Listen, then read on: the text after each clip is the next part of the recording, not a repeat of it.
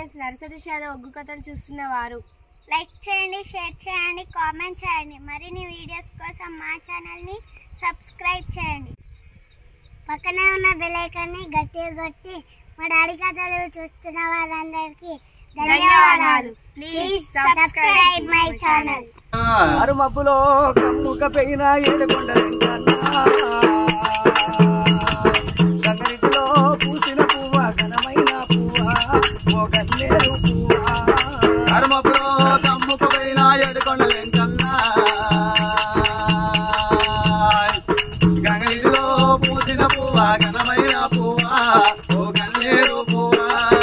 ఆరు మబ్బులో కమ్ముక పెయిన ఏడుకొండలెంకన్నా